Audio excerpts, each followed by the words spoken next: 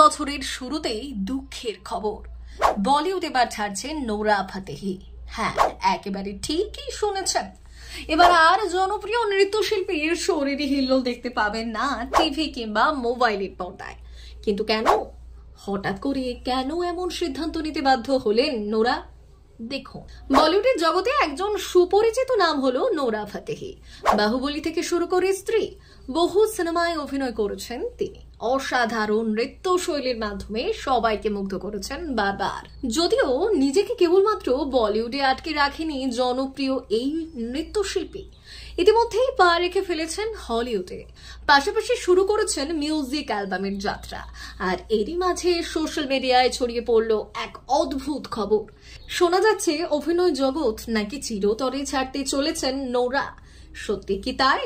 নিজের মুখেই অবশ্য সবটা খোলসা করেছেন তিনি। চলুন শুনে নেওয়া যাক তিনি কি বলছেন। সম্প্রতি একটি সাক্ষাৎকারে নোরা বললেন, আমার ব্যক্তিগত কোনো জীবন নেই। আপনি যদি মনে করেন আমি অন্য কারোর জন্য নিজের জায়গা ছেড়ে দেব, তাহলে আপনি ভুল ভাববেন। আমি এখানেও থাকবো, ওখানেও থাকবো, সর্বত্র থাকবো আমি। যেমন সিনেমায় অভিনয় করেছি, ঠিক তেমনই সঙ্গীত জগতেও কাজ করব আমি। তিনি আরো বললেন, আমার মোট 3টি জগৎ রয়েছে। আমি যেহেতু কানাডায় জন্ম নিয়েছি, তাই সেটি আমার প্রথম জগৎ। মরক্কোয় আমি বহুদিন ছিলাম, তাই সেখানে আমার অস্তিত্ব লুকিয়ে রয়েছে। সব শেষে ভারত এমন একটি দেশ যেখানে আমি আমার পরিচয় গঠন করতে পেরেছি, তাই এই দেশের সঙ্গেও আমার ভালোবাসা অপরিসীম। আমেরিকান গায়ক জেসন ডেরুলোর সঙ্গে স্নেক নামক একটি মিউজিক অ্যালবামে অভিনয় করেছেন তিনি। ডেরুলোর সঙ্গে কাজ করার অভিজ্ঞতা সম্পর্কে বলতে গিয়ে তিনি বললেন, আমি প্রথম ভীষণ লজ্জা পেতাম। আমি নিজেই প্রথমে গানটি রেকর্ড করেছিলাম। প্রথমে ওর সঙ্গে কোনো সাক্ষাৎ হয়নি আমার, তবে যখন একসঙ্গে ভিডিওয় কাজ করেছি তখন অনেক গল্প হয়েছে। নোরা আরও বললেন, উনি আমাকে বেবি শব্দটির হিন্দি মানে জিজ্ঞাসা করার জন্য একদিন ফোন করেছিলেন। ভালো করে লক্ষ্য করে দেখবেন উনি গানে জান্নু শব্দটি ব্যবহার করেছেন।